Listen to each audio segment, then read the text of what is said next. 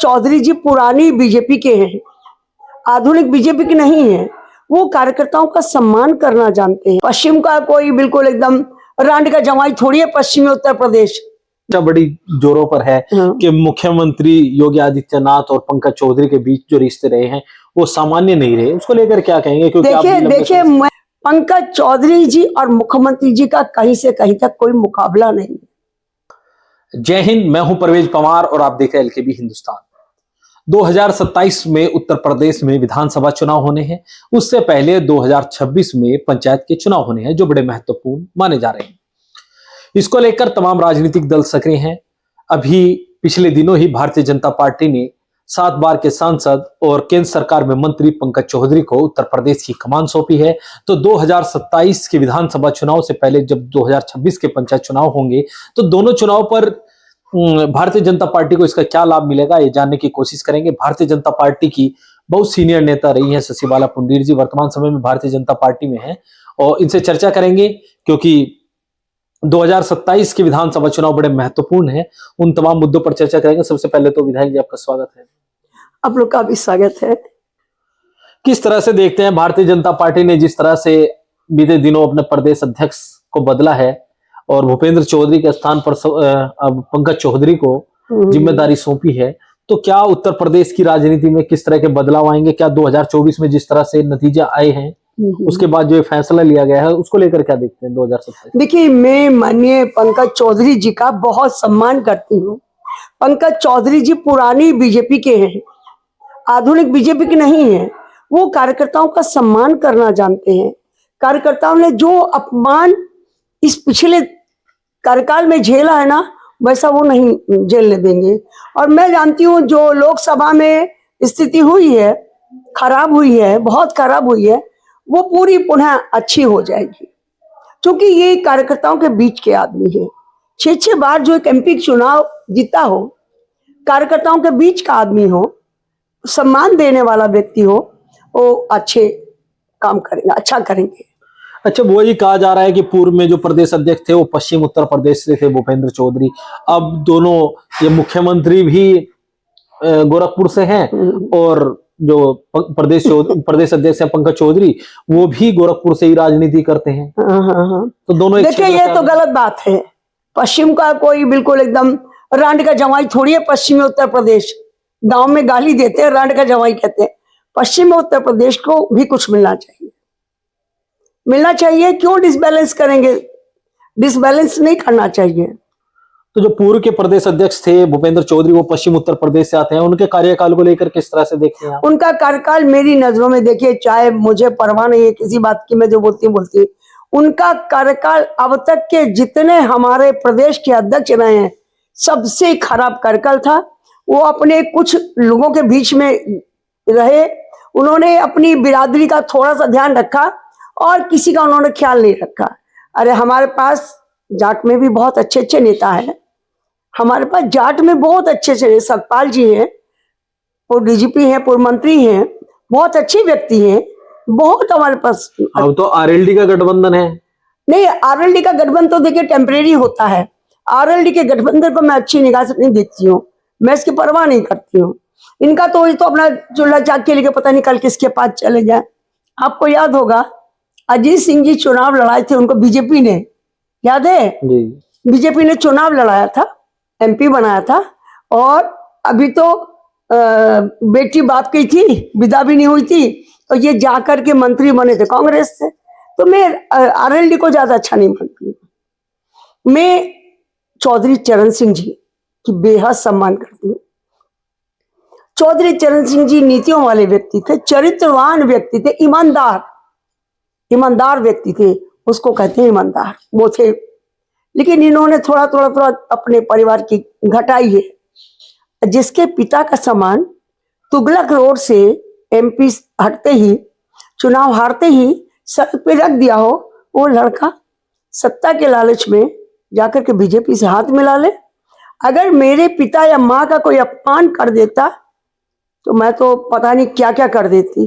और ये सत्ता के लालच में जाके फिर बढ़ जाते हैं, मुझे नहीं पसंद है। अच्छा बुआ जी, सोशल मीडिया पर एक चर्चा बड़ी जोरों पर है कि मुख्यमंत्री योगी आदित्यनाथ और पंकज चौधरी के बीच जो रिश्ते रहे हैं वो सामान्य नहीं रहे, उसको लेकर क्या कहेंगे? क्योंकि देखिए मैं डरती नहीं हूँ, ना मैं बिरादरीवाद करती हूँ, मैं इन सबकी परवाह नहीं करती हूँ। मैं हमेशा कहती हूँ अगर मेरी जान भी चली जाए, सत्य बोलने के लिए, सच बोलने के लिए कुछ भी हो जाए, मैं सहने को तैयार हूँ। पंकज चौधरी जी और मुख्यमंत्री जी का कहीं से कहीं तक कोई मुकाबला नहीं। पंकज चौधरी जी एक सीजन्ड व्यक्ति हैं, एक सुलझे हुए व्यक्ति हैं, और हमारे मुख्यमंत्री जी चाहे फोन करके एसएसपी को कह दे शशिबाला पुंडीर को कल का दिन नहीं देखना, इनकाउंटर करवा दे, मैं परवाह नहीं करती हूँ। वो उलझे हुए व्यक्ति हैं, एक सुलझे हुए व्यक्ति है, एक उलझे हुए व्यक्ति हैं। भले कुछ कल मैं देखूंगी सुबह को जब आपका पढ़ेंगे लोग सुनेंगे, कुछ छोटे भाई ये कहेंगे, उन्हें बिरादरी की वजह से बुरा लगेगा कि मुख्यमंत्री को ऐसा क्यों बोल दिया। मैं बोल रही हूँ, मैं डरती नहीं, बोल रही हूँ मैं। और संगठन और सरकार के तालमेल को लेकर किस तरह से देखते हैं आप? देखिए सरकार की तो कोई मेरे को समझ में नहीं आती बात। संगठन तो अब ठीक हो जाएगा, लेकिन सरकार जिस तरह से अपनी मोनोपोली चला रही है मुझे नहीं अच्छा लगता। देखिए आप मुख्यमंत्री हैं और आपने अपनी शक्तियां दूसरे मंत्रियों को दिया है। किसी को आपने शिक्षा मंत्री बनाया, किसी को स्वास्थ्य मंत्री बताया, किसी को पीडब्ल्यूडी मिनिस्टर, तरह तरह के अपने विभाग बांट दिए, उनके ऊपर छोड़ दीजिए। लेकिन मुख्यमंत्री जी, मैंने सुना था जैसे मणि के ऊपर नाक कुंडली मार कर बैठता है, वैसे मुख्यमंत्री जी हर विभाग में अपना हस्तक्षेप करते हैं। अगर कहीं गलत हो रहा हस्तक्षेप करिए, अगर कहीं भ्रष्टाचार हो रहा हस्तक्षेप करिए, लेकिन माननीय मुख्यमंत्री जी एक सम्मानित कैबिनेट मिनिस्टर अपने विभाग का एक ट्रांसफर भी नहीं कर सकता है, तो कहें कि आपकी पावर का डेलिब्रेशन है, आप क्यों पावर नहीं देते हैं? हर एक आदमी को छोड़ दें। अब सारी चीज पे अपने झाड़ू भी आप लगाएंगे, पोछा भी आप लगाएंगे, दाल भी आप चुनेंगे, चावल भी आप बनाएंगे, कुकर भी आप रखेंगे, खाना भी आप परसेंगे, ये अच्छी बात नहीं है। सबको ड्यूटी दो ना, अपने विभाग सब लोग चलाएं।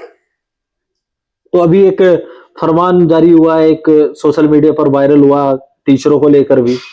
देखिए हम गांव की पृष्ठभूमि के लोग हैं।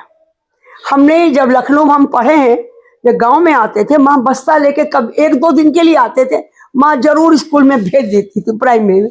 तो वहां पे हमें ये सिखाया जाता, सीखते कि हमारे घर में भी सिखाते थे, गुरु गोविंद दाऊ खड़े काके लागो पाए, बलिहारी गुरु आपनो गोविंद दियो बताए।